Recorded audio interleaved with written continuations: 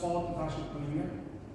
Biz maktablarimizda o'qituvchi pedagoglarimiz bilan ko'proq ishlaganmiz, lekin bog'chalarimizdagi pedagoglarimizni ularning malakasini oshirishga oxirgi yillarimizda juda katta e'tibor berilyapti. Jumladan o'sha maktabdagi bog'chalarimizdagi pedagoglarimizni tumanimizdagi o'sha 20 sonli maktabga har chorshanba kuni taklif qilganmiz.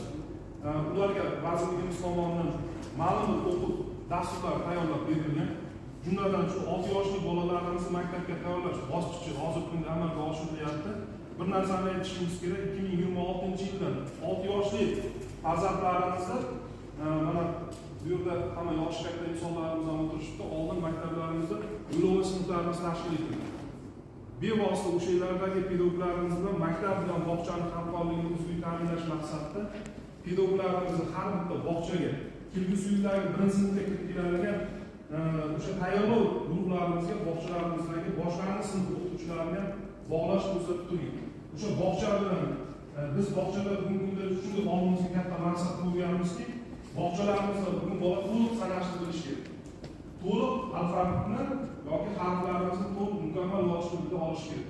Biz 1-sinfga hozir e'tibor bersangiz, mana shu yerda hammamiz ovoz 1-sinflarimizdagi darsliklar, undagi kitoblar o'ta bir vaqtda 45 minut ichida o'zlashtirishimizga hozirgi zamonaviy bilim olamizga ozgina qiyinchilik tug'ilyapti.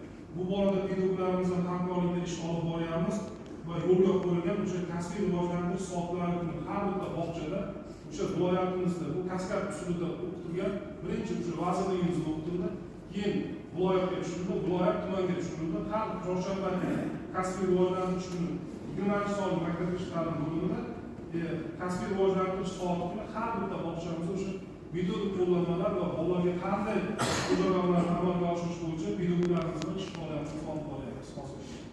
Kelgusida mana shu taklif asosida bevosita o'sha bog'chalarga kirib tashrif buyuradigan bo'lsa, tayyorlash sinflarimizdagi bolalarni bilimlarini, ularni iqtidorlarini bevosita nima qilish mumkin, o'zlarini ko'rish mumkin.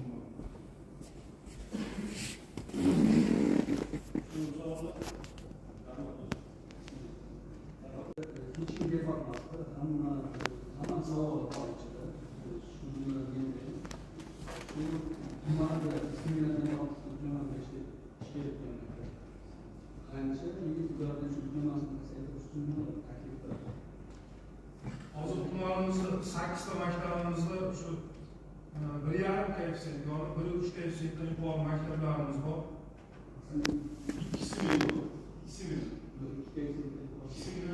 İkisi koeffitsiyentdan yuqori maktablarimiz bor. Bunga yo'l misol qilish